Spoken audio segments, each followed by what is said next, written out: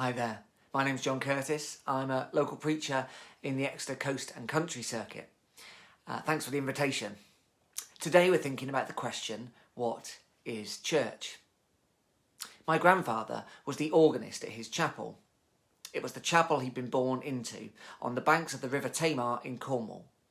His father had joined that chapel when it was still part of the Bible Christian denomination. Ultimately, that denomination was absorbed into the wider Methodist movement.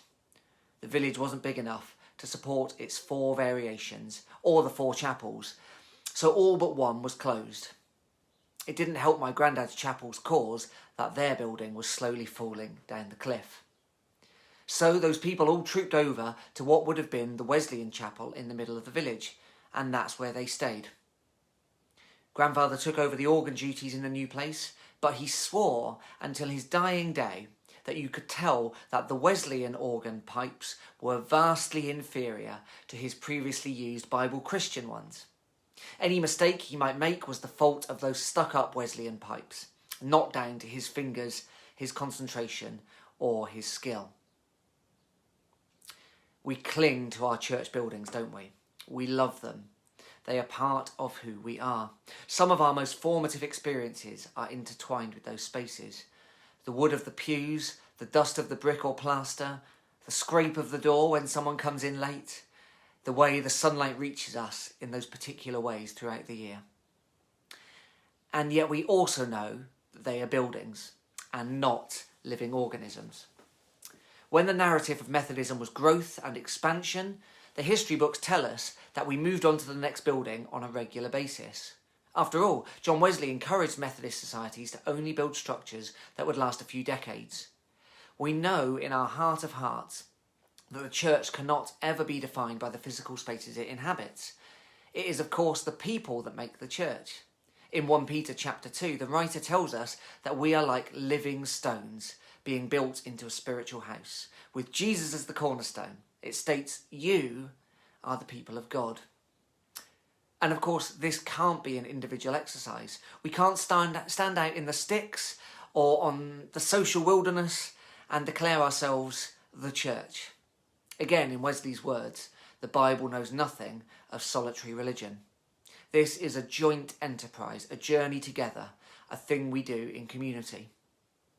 The letter to the Ephesians tells us that through Jesus' actions in the world and on the cross, he has made one new humanity, making peace. And this is a peace that is held within the church. Peace is entrusted to us. We must be both part of it and we must embody it.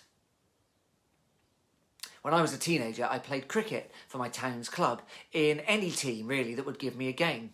Because I live in Devon and grew up in a town on the motorway, that club could play a touring team every day of the summer. They always needed extra hands in the field. I was a willing and available participant, so I got a regular phone call to come and be part of the match. In reality, I waved the bat around with enough gusto that meant on occasions I would score some runs. But in these matches, I never got anywhere near the batting. I was there to field, usually on the boundary of the pitch. And out on the boundary, my 16-year-old self often got distracted, I'm afraid to tell you. I would wander away from my position, and I can still recall the dismay from the bowlers who realised that the ball was heading directly for a catch, if only I had stayed in my place. There are plenty of analogies for church here, aren't there? We often talk about team or positions on the field or different roles. We might add that it's important to get out into the field or onto the pitch and that we gather around a central point. You don't need me to fill in the gaps for you. We've heard this sermon before. Instead, I want to extend that idea. It's true that in my role as flawed fielder, we can see ourselves in the church, or even more so in the kingdom. You see, for me, the church is the living embodiment of the kingdom of heaven. As we have already heard from the letter to the Ephesians, one new humanity. The theologian Stanley Hauerwas states that the church exists to remind the world that we are in fact one people.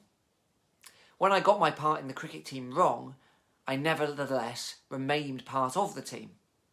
But what if I'd stepped away from the boundary line? What if I'd gone in the other direction, over the wall, into the next field, even gone home for lunch while the game continued, tempting as it was sometimes? I'm still part of it, despite the dismay of the bowler, the captain, and even my mum, who wonders why I'm back so early and eating her lunch. The church exists to show the world that we are all one people. The team exists to represent that town at cricket. I might retreat into the town, but I am both part of that team and representative of the town. And where does the boundary end? Why is it me that's part of the team, while sat at home even? Isn't someone else who's closer to the game as valid and likely to be part of that team? In truth, of course, the question around this is blurred. Isn't the person who sits and watches and supports that team as much, if not more, of a part of the team, even though they don't wear the whites or touch the ball? The church exists, and we are all one people. If the roof falls from the church still exists. If someone takes every brick down, moves it to another town, and rebuilds it, the church still exists. If there's nothing in that place except the cornerstone, the church still exists, because the church is all of us. Not just the people who have the ticket, not just the people who fill the rotas. I love those people. Those people do so much good, but there is so much more to it. If Jesus is the cornerstone of the building, and the building isn't just the bricks, then Jesus is the cornerstone of all of us. We're only looking in one direction and seeing the building, but the cornerstone faces outwards too.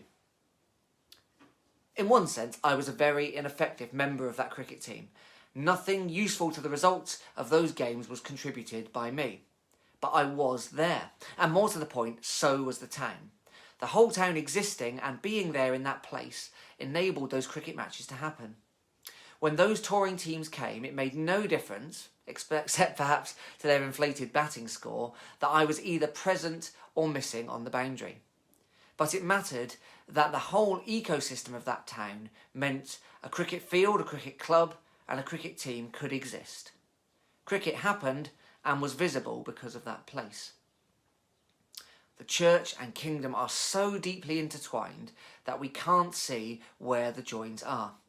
We shouldn't be able to know whether one or other is the key part of God's involvement in the world. The ecosystem of the universe is God's kingdom. The church is one part of that, but it is not all of the kingdom. So what is the church? It's certainly a place where people can gather to pray and think and know hope. It's not a set of organ pipes or the brick or wood constructed in a place. But those things can help us to know. To know that church is an idea that is real, we can take it with us and it swells in our hearts when we encounter others who know that idea. That the kingdom of heaven is here and now, and we are invited to be part of it. The church can be a catalyst for this, but so too are all of us. The enabling of cricket matches wasn't restricted by a poor fielder who wasn't paying attention, but the poor fielder was part of the enabling whether he was aware or not. So too the church, at its most effective and its most ineffective, helps God's love to be known and for his kingdom to be present and thriving in the world. Thanks be to God.